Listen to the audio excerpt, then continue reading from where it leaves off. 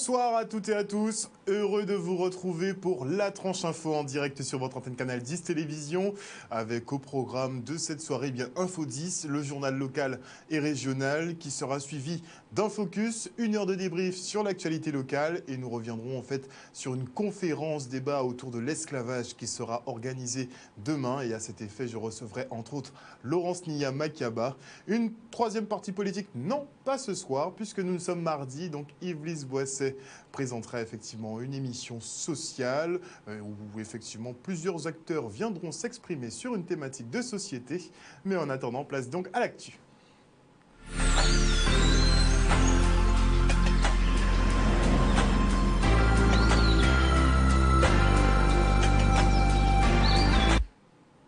Nous sommes le mardi 26 novembre 2019 et voici les titres de cette Info 10.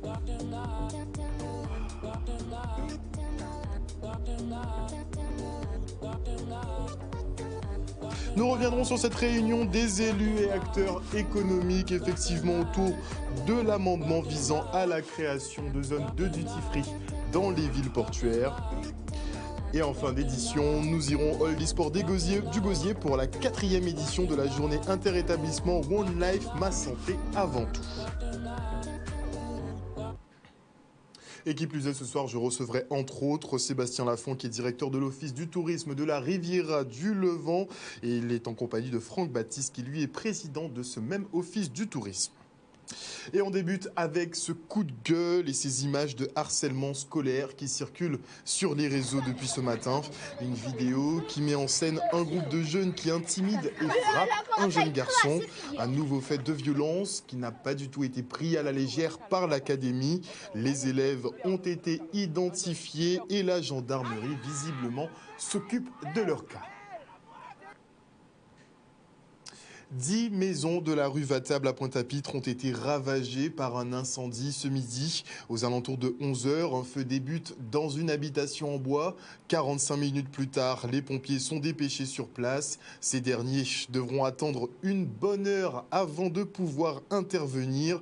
La faute aux bouches d'incendie inutilisables, mais surtout au manque d'eau et de pression dans les canalisations.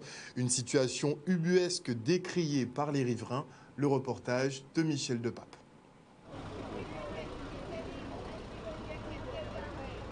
Au début, on a vu une toute petite fumée. Du coup, comme on est un peu curieux, on est sorti regarder, on voit du feu. Et plus ça va, plus le feu devient gros. Au départ, quand on est sorti des cours, on a vu, on était tous assis, enfin ceux qui finissent à 11 h, on a vu qu'il y avait un peu de fumée qui sortait. Donc quand on a vu ça, il y a un élève qui a appelé les pompiers. Donc il a donné les informations et par la suite ils sont venus. Et après plus ça a commencé, plus la fumée a commencé à être de plus en plus intense. Et après la maison qui était à côté de celle qui a pris feu a commencé à prendre feu également. Et là maintenant il y a les poteaux électriques qui ont explosé aussi. Et il y a des maisons de la rue d'en face qui ont pris aussi. En ce moment, nous arrivons à table. Ils ont un cas qui prend du feu. En cas parler en créole parce qu'ils sont guadeloupéennes. Bandits authentiques, ces pompiers là, ils ont couru à gauche, à droite, qu'à chercher de l'eau. Ça inacceptable que ces pompiers-là viennent en long lieu, ils n'ont pas ni de l'eau. Tous les jours, ils ont coupé de l'eau là. Non, pas ni de l'eau dans ces bouches à incendie là. Ça inacceptable. Ces pompiers-là ne peuvent pas faire travail à eux. Ils ont couru, ils ont monté, ils ont descendu, ils ont fait à droite, ils ont fait à gauche. Ils ont fait presque toutes ces bouches d'incendie là. Ils ont fait bouche d'incendie à la rive à table. Ils ont passé par l'école Massabielle la panne. Ils ont passé par l'autre côté à la Passe à Victoire, pas ni de l'eau. Est-ce qu'on peut trouver ça normal, nous en Guadeloupe?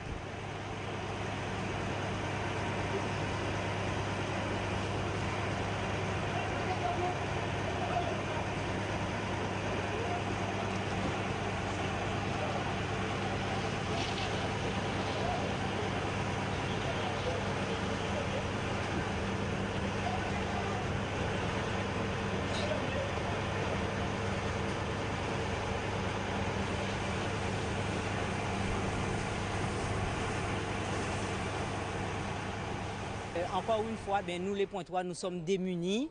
Nous ne comprenons pas cette situation à Pointe-à-Pitre. Quelles sont les mesures qui sont mises en place pour que ce genre de choses n'arrivent pas ou qu'on les prévienne? Voilà, c'est un peu la grosse question que nous nous posons aujourd'hui à Pointe-à-Pitre.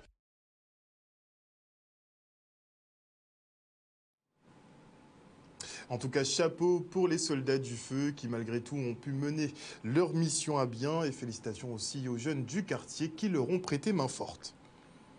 Pilotée par le député Serge Letchimy, la commission d'enquête parlementaire sur la pollution au chlordécone a restitué ses travaux. Un rapport qui met en exergue la responsabilité de l'État français qui a prorogé la vente de ce pesticide alors qu'il le savait toxique et potentiellement cancérogène. 49 recommandations ont été proposées par les élus pour identifier les coupables, indemniser les victimes et décontaminer les sols. On fait le point avec la députée Justine Bénin qui était également rapporteure de cette commission d'enquête. Donc, nous avons fait la demande des archives au niveau des archives nationales, au ministère de l'Agriculture. Et c'est sur la base de ces archives qu'on puisse dire, et c'est noté dans le rapport, que la responsabilité de l'État est avérée. Parce que dès 1972, il est dit, dans le cadre des documents que nous avons reçus et que nous avons travaillé, que dès 1972, l'État connaissait la toxicité, la dangerosité et le caractère cancérogène du chlordécone, perturbateur endocrinien. Sur le plan sanitaire, le dépistage des populations les plus vulnérables, un dépistage gratuit pour les femmes enceintes, pour les personnes âgées et pour aussi les enfants. Mais aussi, bien évidemment, s'agissant de du fonds d'indemnisation des victimes, il est important que les victimes liées au chlordécone soient repérées, indemnisées, informées, accompagnées. Sur le plan économique, les impacts économiques ont été très difficiles pour les territoires de Guadeloupe et de Martinique. Et lors des auditions sur le territoire, beaucoup d'éleveurs, d'agriculteurs, de marins-pêcheurs ont exprimé tellement d'exaspération et de sentiments d'abandon. Et nous avons opté pour la mise en place d'un fonds d'indemnisation des préjudices économiques, mais aussi une prime à l'installation pour ceux qui veulent se réinstaller, se reconvertir et tendre vers le zéro chlordécone dans l'alimentation. Mais ce qu'il est important aussi, c'est la mise aux normes de nos laboratoires pour que les dépistages, mais aussi les analyses de sol systématiques se fassent dans les territoires de Guadeloupe et de Martinique.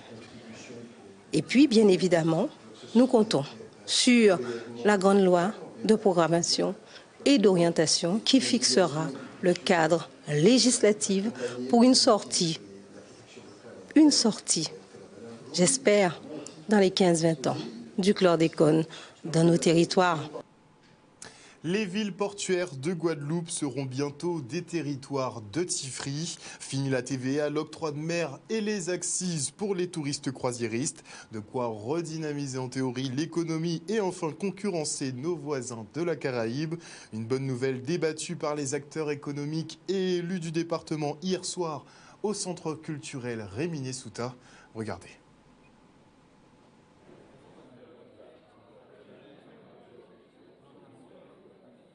Oui, c'est vrai, il est important que nous puissions dire qu'avec le gouvernement d'Édouard Philippe, grâce à la pugnacité du sénateur Théophile, grâce à l'investissement de tous les parlementaires, il fallait que nous puissions faire passer ce dispositif de duty free dans les villes centres qui accueillent des croisiéristes, c'est-à-dire Pointe-à-Pitre, Basse-Terre, mais aussi, pourquoi pas, Marie-Galante, Déé et Terre-de-Haut.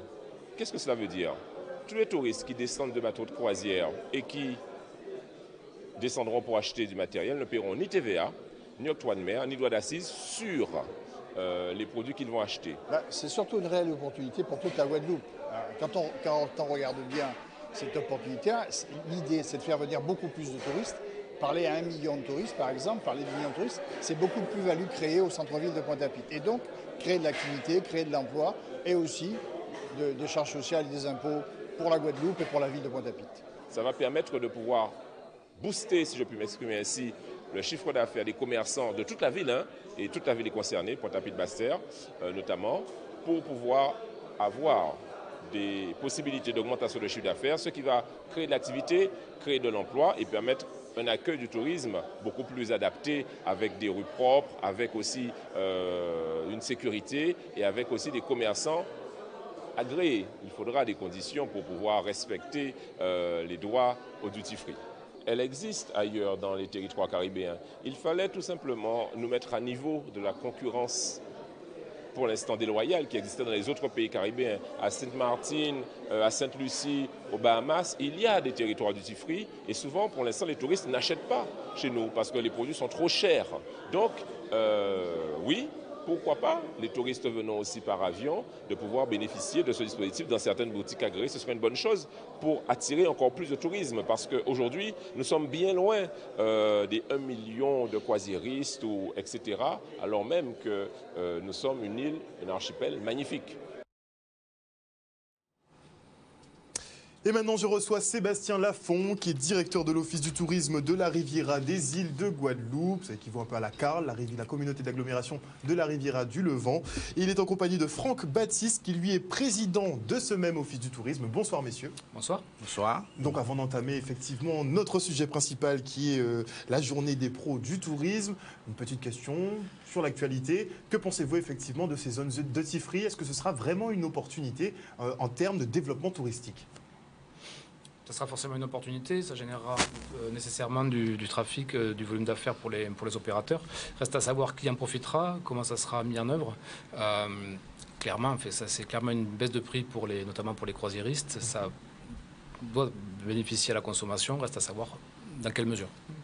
Oui, alors ça peut être positif, mais je rappelle quand même que par rapport aux conventions de Pointe-à-Pitre, il faut qu'il y ait vraiment un déploiement. L'ouverture de ces commerces sur la ville de Pointe-à-Pitre, notamment aussi sur la ville de Basse-Terre, je pense que ça peut être une bonne chose. Mais il faut encore, il faut voir.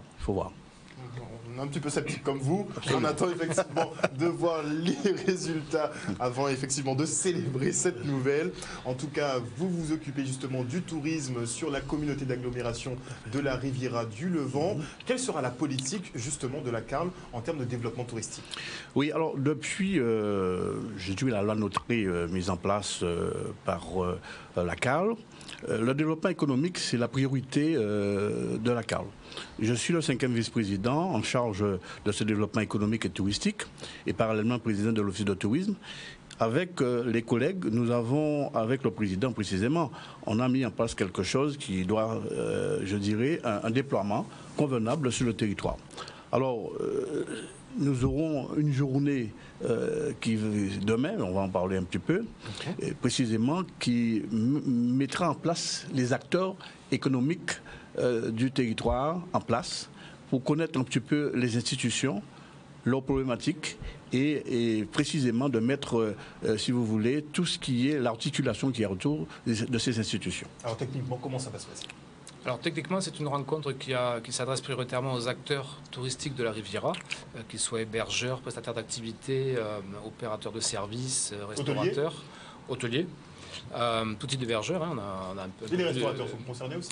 Ils sont également concernés. L'objectif de cette journée, c'est de faire se rencontrer ces opérateurs qui font la Riviera. La Riviera du Levant, c'est ses paysages, c'est son territoire, mais c'est aussi les professionnels qui l'animent, qui le font vivre aux côtés des collectivités. Donc, c'est permettre à ces opérateurs de rencontrer les collectivités ou les chambres consulaires qu'il y a dans leur environnement, qui ont une offre d'accompagnement, de formation, de financement qui n'est pas forcément connu.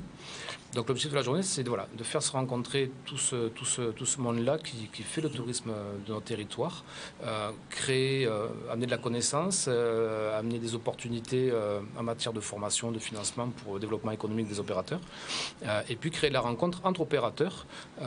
Nous sommes un territoire qui est grand, qui est le premier territoire touristique de Guadeloupe.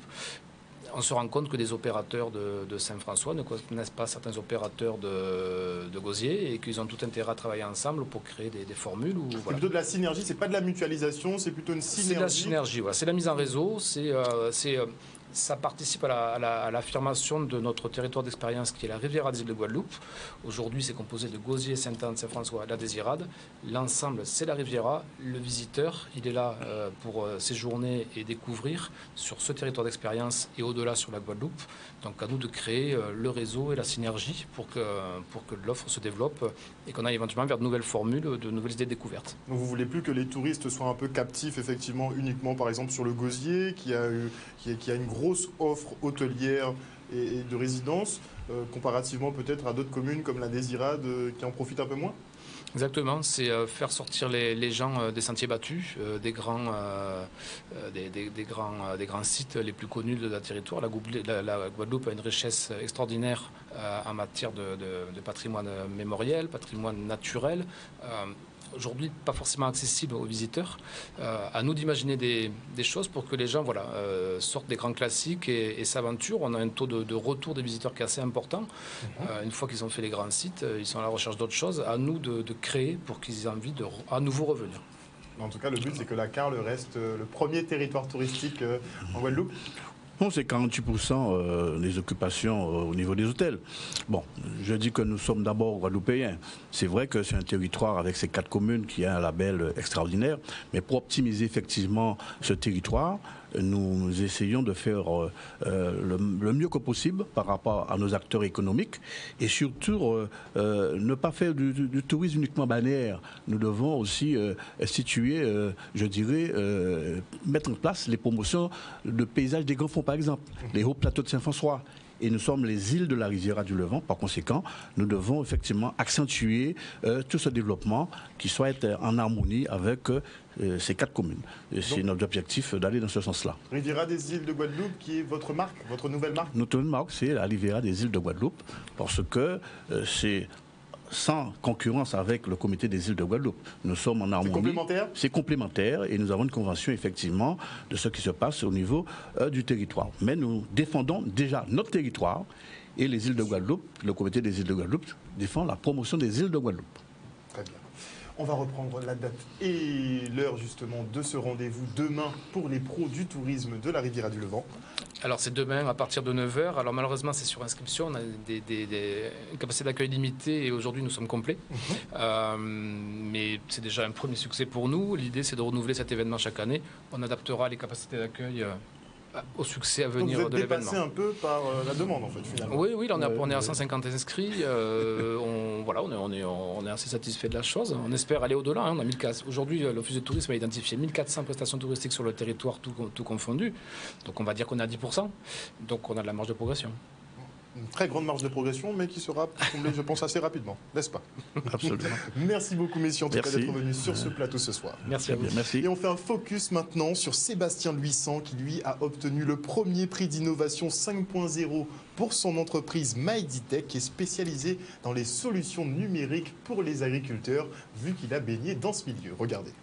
Content, une vraie récompense pour le travail de mes associés, de mes équipes en Guadeloupe et à Paris. Et voilà, ça fait toujours plaisir de voir que le travail acharné est récompensé. Alors, MyDitech développe des solutions numériques pour l'agriculture, dont les bornes météo, mais on a aussi des colis d'activité. On fait de la cartographie aérienne, de l'analyse d'images aériennes.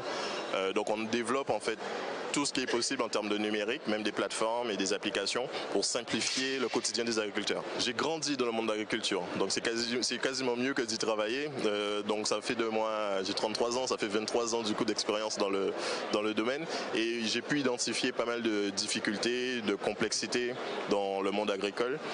Et l'idée, c'était de qu'est-ce que le numérique pouvait apporter en termes d'amélioration dans l'agriculture. Et voilà, et c'est sur cette base-là qu'on a commencé à travailler en 2016. Pour l'instant, les bases sont celles fournies par les standards météo, mais dans les régions tropicales, il y a un gros sujet de microclimat. Donc, ce qui veut dire que la pluie annoncée, par exemple, à Morne-à-l'Eau, d'une manière large, peut-être qu'il pleut dans une section et pas du tout dans l'autre à 1 km.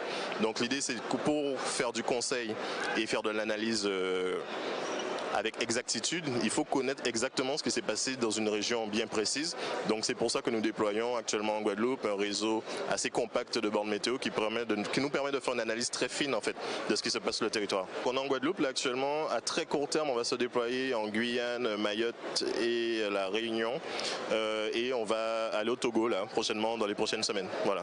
Les difficultés qu'on a sont les difficultés communes à tout entrepreneur, donc des problèmes de financement, tout ça. Et avec ce prix-là, a priori, on a obtenu un financement supplémentaire, donc ça peut que nous servir à améliorer notre produit et à nous déployer plus rapidement dans tout l'outre-mer et ailleurs. Et dans le cadre de la 4e édition de la journée inter-établissement One Life, ma santé avant tout, les scolaires ont été sensibilisés à la nutrition, la sédentarité et les comportements addictifs. Après tout, bien manger, faire du sport et bien dormir permettent de rester en forme et de se préserver des maladies. On prend la direction du hall des sports du Gosier en compagnie de Maxime Morel. La manifestation s'inscrit dans un programme plus vaste que l'on appelle One Life Focus ma santé avant tout, destiné aux étudiants.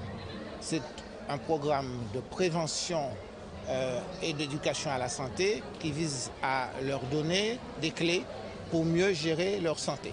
C'est important pour nous chaque année de faire cette journée interétablissement pour pouvoir prévenir peut-être certains comportements en santé et améliorer la santé de nos jeunes. Par des actions du quotidien, bien manger, faire du sport, bien dormir, on peut, vous le savez bien, peut-être faire reculer l'apparition de certaines maladies et puis surtout vivre mieux dans son corps et dans sa tête. On a de plus en plus tendance à se tourner vers les plats déjà tout préparés ou les bokits ou les fast-foods. Et en fait, c'est important de savoir cuisiner, ne serait-ce que pour soi, parce qu'avec les études, on n'a pas tout le temps le temps de faire du sport et tout. Et donc, le fait d'avoir un plat équilibré, c'est garder la santé en quelque sorte. Très important pour bien s'entretenir, bien s'alimenter, ne pas manger trop de cochonneries et voilà. Qui bénéficient de leur santé, qu'ils apprennent à bien manger. Il n'y a pas de viande, il n'y a pas de pâtes, il n'y a pas de riz. Il n'y a que des produits locaux et d'autres encore, mais des aliments sains qu'on a choisis pour eux. On va faire une gyromonade avec des légumes cuits à la vapeur et des œufs. Et maintenant, je reçois Pierre-Édouard Décimus, fondateur du groupe Cassav. Il est en compagnie de Pascal Augustin, qui est directrice de l'agence West Indies Voyage, qui organise très prochainement la croisière Cassav Love and Cadence. Bonsoir à vous. Bonsoir. Alors, comment va, monsieur Décimus? Bien. On est prêt pour célébrer ses 40 ans? Depuis 2018, je suis dans ma bulle, parce que je ne suis pas certain de voir les 50 ans. Quoique je suis encore jeune, mais donc vous les verrez. J'ai envie de tout donner pour ces 40 ans, parce que c'est quand même, je ne m'y attendais pas quand l'idée est venue en 1978. Il fallait tout mettre en œuvre. On a commencé, mais on s'amusait.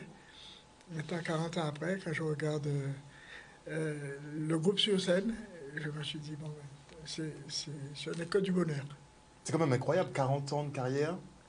Il n'y a pas beaucoup. Il n'y en a pas beaucoup, ça existe, mais je suis vraiment content que le groupe fait partie des rares groupes pouvant parler de 40 ans et plus. En Guadeloupe, il y en a. Il y en a.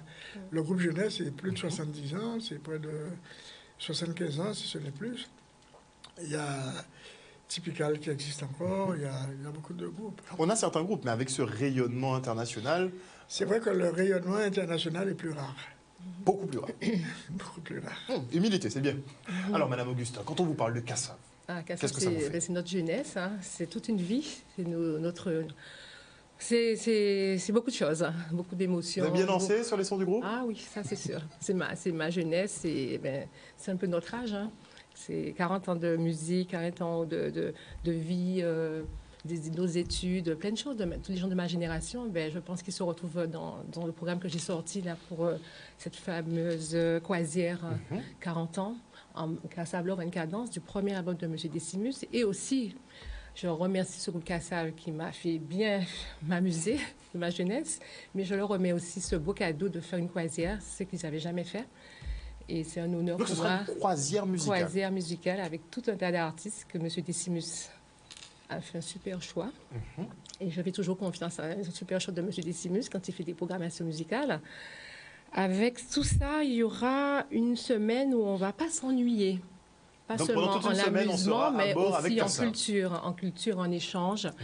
Et c'est intéressant pour nous de se rapprocher plus de ce que nous avons et que nous devons mettre en valeur, le groupe Kassav. Donc c'est la et les autres, promotion locale un peu. Le but, c'est vraiment la de notre promotion locale musique culturelle. aussi, et de notre musique, le zouk, qu'on puisse le mettre plus aussi en avant et s'approprier de ce qu'on a, notre patrimoine musical. Vous tolérez qu'on dise que le zouk est quasiment mort? Non, je me bats pour ça. Je dirais que non. Puisque toutes les soirées aujourd'hui, on mettra toutes sortes de musique, mais on va toujours finir avec des morceaux du groupe Kassav. Ah, mais certains, ça c'est vrai. Ça, c'est vrai. Ils n'ont pas de En mémoire de difficulté à être diffusés. Patrick Saint-Éloi, surtout. On sent le fan. Très bien. Alors, Monsieur Décimus, la programmation, justement. Justement, je voudrais rectifier, c'est pas... Il n'y a pas que Kassav là-dessus. Il y a plus de secrets artistes. Ah, carrément. Oui, Kassav va jouer le 10 à Barbade, au grand complet, avec le show que le public a l'habitude de voir. Ce ne sera pas ce qu'on a vu à U Arena, mais ce sera encore plus... Ce sera différent, ce sera plus intime, plus près du public. Et depuis le 8, le public part le 7, mais les Guadeloupéens embarquent le 8. Et le 8 au soir, ça commence. La fête. La fête. C'est la fête et en même temps le recueillement. Et ça permettra au public d'être... quand on va à un concert, en général, il y a quelques privilégiés dans les coulisses. Il reste un moment, maximum 1 heure avec le groupe. Et là, pendant une semaine, on pourra côtoyer Jocelyne, Jean-Philippe, Georges, et Dacha, Fred Deyer, Rosa Moza, Ferdinand, Patrice Ullman, et plein d'autres. Ce que nous avons de meilleur. Aussi de la Martinique, Jean-Luc Guanel, le groupe Waxicolor.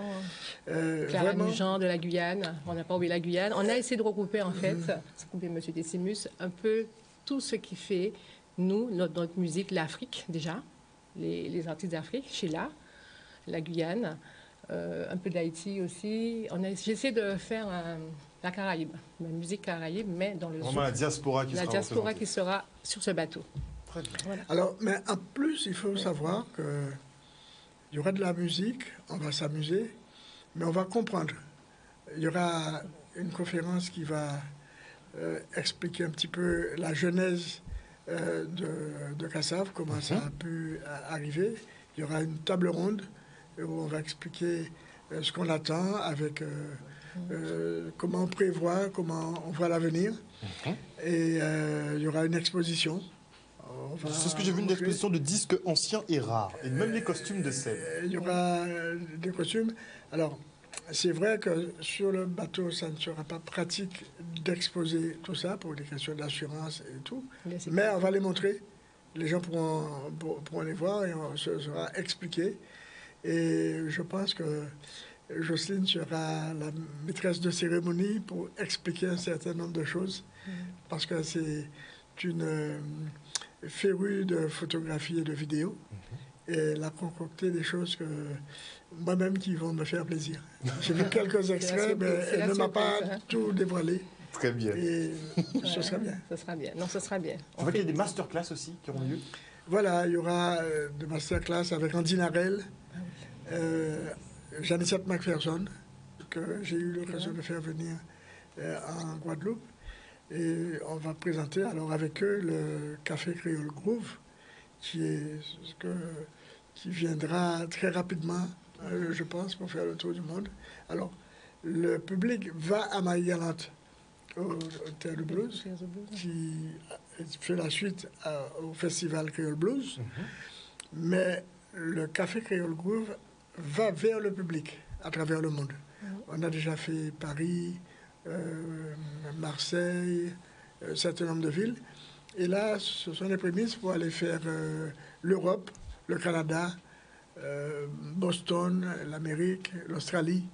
Donc on a un parcours pour aller montrer toutes nos musiques profondes. Parce que le Café Creole Groove va expliquer d'où sort Kassav.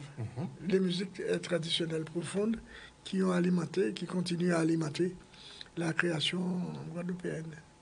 Donc du 7 au 14 décembre prochain, chaque soir sur ce bateau, un concert avec nos artistes locaux, mais aussi de la diaspora. Une ambiance. Il y aura, alors, parmi, j'ai oublié de dire qu'il y aura Jocelyne Nabil, Gladys Cabarrus. Une guadeloupéenne chanteuse. Il y a du monde, je ne pourrais pas tous les citer. Il y a des surprises. Enfin, on a essayé de regrouper tous nos artistes.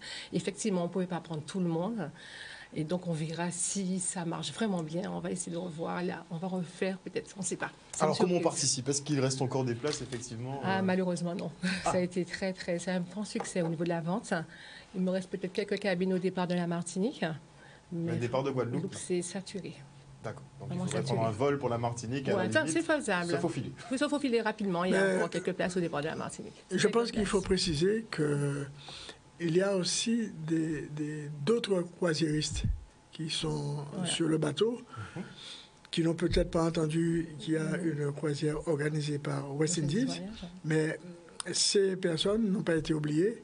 Et West Indies Voyage a mis en place un système de passes qui leur permettront, même s'ils avaient déjà leur croisière, ils pourront assister à ces concerts qui sont exclusivement réservés aux croisiéristes de... On imagine. Voilà, qui ont acheté les billets. Chez nous. Kassav, Créole, Groove... Kassav, Love and Cadence. Kassav, Love and Cadence. Le nom du premier album de M. Decimus. Voilà. Très joli, alors. Très, très joli album. Une très belle affiche. On sent que vous l'avez aimé. Tout particulièrement. Particulièrement. Non, c'était à l'époque, en plus 40 ans, 79, avoir une belle idée. Je trouve que c'est génial. C'est un génie, M. Decimus. Ah ben clairement. Voilà. On a mis une idée sur pied 40 ans après. Voilà. Je pense, elle dit tout ça, mais elle oublie de dire que c'était la conceptrice de la croisière, c'est elle. C'est vrai qu'on a besoin de ce renouvellement. Je suis créatrice de voyage, en fait, et j'ai conçu... M. Decimus vient souvent à mon bureau, souvent pour des choses, et je lui ai dit un jour, alors, tu as fait tellement de choses, tu n'as jamais fait une croisière? Et c'est comme ça, c'est parti. Je croyais que je rêvais ou j'étais un petit peu à côté. J'ai dit, on va aller chez MSC et on va essayer. Il me dit, non, j'aime pas. Et puis j'ai essayé Costa. Et puis on a tranché parce que c'est un bateau qui est extraordinaire, c'est un 5 étoiles. Et pour eux, un grand groupe grandiose, autant faire du 5 étoiles. Exactement. Voilà. On est d'accord avec le c'est du précieux. Alors, voilà. C'est vrai que nous devons savoir que cette croisière fait en même temps la promotion de la destination Guadeloupe, aussi, puisque nous serons peut-être 800 à 1000 croisiéristes de Guadeloupe et de Martinique. Mais sur le bateau, il y a près de 5000 passagers. Et ce sera l'occasion de partager, justement. Il y a des Italiens, des Allemands. Donc, pendant une semaine, on va leur montrer ce que nous avons faire pour la Caraïbe francophone et l'Amazonie francophone. Parce qu'il y a tellement de choses à voir et à faire ensemble. J'étais la semaine dernière au festival Begin Réflexion à Cayenne. J'ai appris beaucoup de choses et nous avons intérêt à nous rapprocher encore davantage de l'Amazonie francophone pour se mettre ensemble encore et continuer à aller plus loin. Parce que nous voulons faire artistiquement. Effectivement, c'est à creuser. Je vais aussi, parmi le parcours que nous avons du sud de la Caraïbe, nous avons à chaque escale un échange culturel et on est reçu par chaque office du tourisme et gouvernement. Donc Sainte-Lucie, Barbade, nous allons être hyper bien reçus et on fera un échange culturel aussi avec chaque île de notre parcours pendant la semaine. Très bien. Donc Kassav sera aussi bien reçu dans chaque île. Ça, on n'en doute pas une seule Kassav et les autres artistes, je dis Kassav, mais tous les artistes qui partent avec moi sur la croisière seront reçus par chaque gouvernement des îles de la Caraïbe. Et il y a un artiste qui a accepté la croisière et je lui remercie, c'est Yannick Cabrion, parce que j'aime beaucoup sa voix, comme toutes les autres voix. Mais je lui ai dit ça un peu à la dernière minute, il a accepté tout de suite de nous accompagner. C'est vraiment, je lui dis, un grand bravo. Et tous les autres. Tous les autres, oui. Merci beaucoup en tout cas d'être venu sur ce plateau ce soir pour nous présenter justement cette croisière inédite où effectivement Cassav sera en prestation avec nombre d'artistes guadeloupéens mais aussi de la diaspora. Je pense même que vous allez être surpris de voir que les touristes étrangers vont fredonner quelques airs en même temps que vous. Ça risque certainement de se produire. Merci encore une fois pour ce que vous faites et on se retrouve demain soir pour la prochaine Tranche Info. Passez une excellente soirée à l'écoute des programmes de Canal 10. À demain. Merci.